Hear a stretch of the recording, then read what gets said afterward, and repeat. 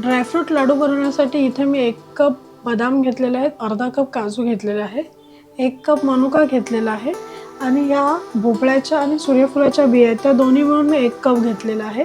डिंक घेतलेला आहे मी 100 ग्रॅम. त्याचबरोबर इथे मी पाव किलो खजूर घेतलेला, त्याच्या बिया काढून घेतलेल्या आहेत आणि 100 ग्रॅम मखाने घेतलेले आहेत. आता हे सर्व आपण व्यवस्थित रोस्ट करून घेणार आहोत. हे सर्व साहित्य आपण व्यवस्थित भाजून घेऊया. भाजल्यामुळे ह्याच्या आतमध्ये जे काय पाणी असेल, आर्द्रता असेल, त्याची ती आर्द्रता निघून जाते आणि लाडू व्यवस्थित आपले खूप वेळ चांगले टिकतात. एक 5 ते 7 मिनिटं मंद आचेवर आपण बदाम व्यवस्थित भाजून घेतलेले आहेत. तर ते आता काढून घेऊया आपण.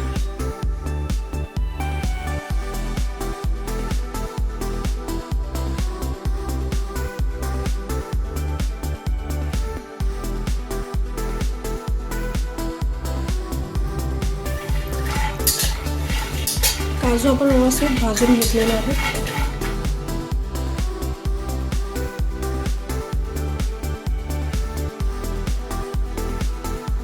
सूर्यफुलाच्या आणि भोपळ्याच्या बिया आपण व्यवस्थित भाजून घेणार आहोत.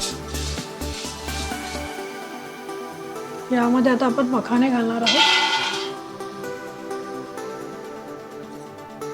मखाने आपण व्यवस्थित भाजून घेऊया.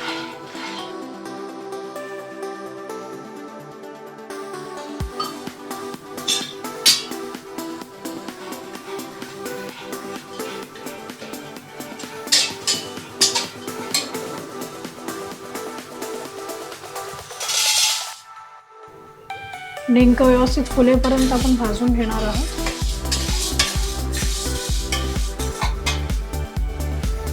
डिंक व्यवस्थित फुलायला लागलेले आहेत. छान व्यवस्थित त्यांना फुलून देऊया आणि मग हे आपण काढून घेणार आहोत. डिंकही आता व्यवस्थित भाजलेले आहेत.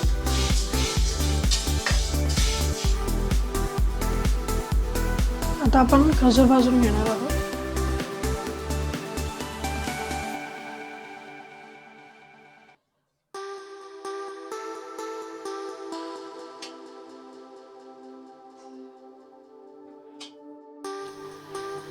इथे सर्व इन्ग्रेडियंट आपण व्यवस्थित रोस्ट करून घेतलेले आहेत, चांगले भाजून घेतलेले आहेत.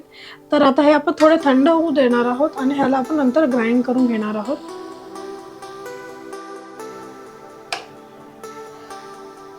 आता आपण बदाम, काजू आणि हे मिक्सच्या बिया आहेत.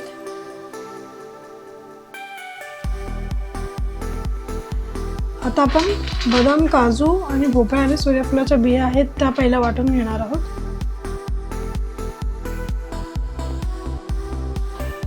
काजू बदामची व्यवस्थित आणि सूर्यफुलाच्या बिया, भोपळ्याच्या बिया यांची व्यवस्थित पावडर झालेली आहे. तर आता आपण मखाने ग्राइंड करून घेणार आहोत. ही मखाण्याची पावडर बनवलेली आहे.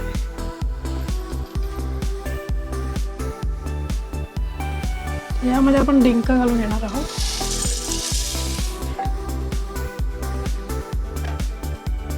आता यामध्ये खजूर आणि मनुका आपण घालणार आहोत. यात आपण व्यवस्थित मिक्स करून घेणार आहोत.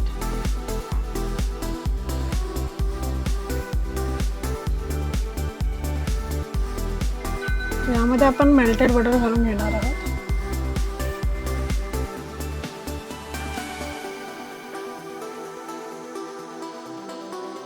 अशा प्रकारे आपण सर्व लाडू बांधून घेऊयात आणि आपले ड्रायफ्रूट लाडू खाण्यासाठी तयार झालेले आहेत.